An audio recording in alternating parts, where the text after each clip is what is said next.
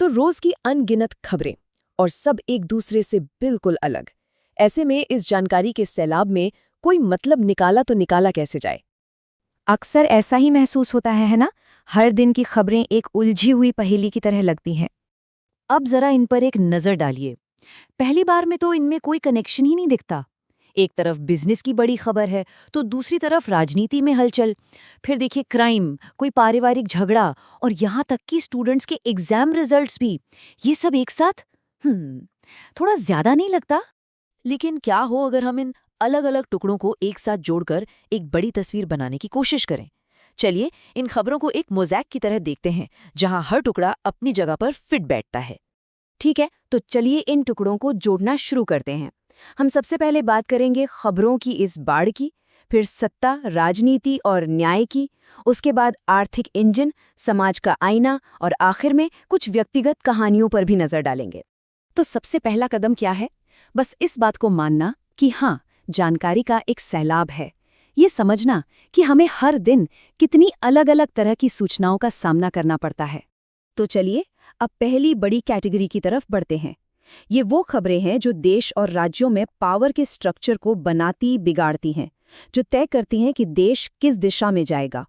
अच्छा, अब ये मामला काफी दिलचस्प है। राहुल गांधी केस की ये बारीकी देखिए। मामला था राफेल फैसले पर उनकी टिप्पणियों को लेकर कोर्ट की अवमानना का। सुप्रीम कोर्ट में उन्होंने खेद तो जताया, लेकिन एक औपचारिक माफी नहीं मांगी। और यकीन मानिए, कानून की दुनिया में इन दो शब्दों के बीच जमीन आसमान का फर्क होता है। और राजनीति के इसी अखाड़े से एक और बड़ी खबर आती है। इस पूरे घटनाक्रम को पश्चिम बंगाल की मुख्यमंत्री ममता बनर्जी के लिए एक बड़े झटके की तरह देखा जा रहा है।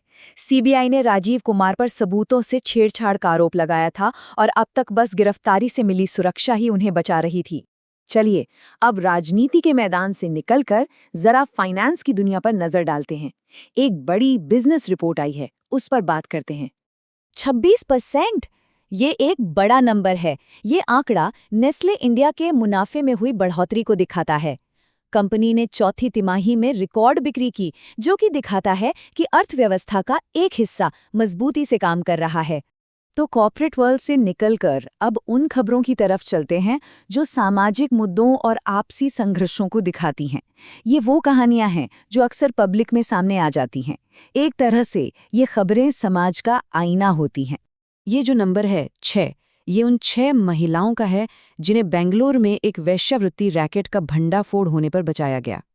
ये खबर शहर में चल रही अवैध गतिविधियों और कमजोर लोगों के शोषण की तरफ साफ इशारा करती है। और ये कहानी ये दिखाती है कि कैसे एक निजी झगड़ा भी पब्लिक खबर बन जाता है। अभिनेत्री रंजीता कौर के मामले को ही देख लीजिए। शुरुआत में जो आरोप लगे वो बेहद गंभीर थे, लेकिन बाद में परिवार की तरफ से एक बिल्कुल उल्टा बयान आ गया। ये खबरों की दुनिया कितनी उलझी हुई हो सकती है, उसका एक बढ़िया उदाहरण है। तो अब इन बड़े सामाजिक संघर्षों से हटकर एक अकेली दिल को छूने वाली कहानी की तरफ चलते हैं, क्योंकि कभी-कभी एक इंसान की कहानी पूरे समाज की भावना को दर्शा जाती है। और यही बात हमें याद दिलाती है कि बड़ी-बड़ी हेडलाइंस के पीछे गहरे संघर्ष और हिम्मत की असल कहानियां छुपी होती हैं। ये खबर एक डॉक्टर के जज्बे और अपने बेटे के लिए लड़ने के उनके पक्के इरादे की कहानी है। ये एक याद दिलाने जैसा है कि हर आंकड़े के पीछे एक जीता जागता इंसान होता है। तो आखिर में जब हम इन सभी टुकड़ों को एक साथ रखते हैं, सियासत, बिजनेस, क्राइम और किसी एक इंसान के जज्बे की कहानी, तो एक मोज़ैक तैयार होता है। ये हमारे देश की जिंदगी का एक बहुत ही कॉम्प्लेक्स, एक मल्टी डायमेंशनल स्नैपशॉट है। हर कहानी, चाहे वो छोटी हो या बड़ी, इस बड़ी तस्वीर का एक जरूरी हिस्सा है।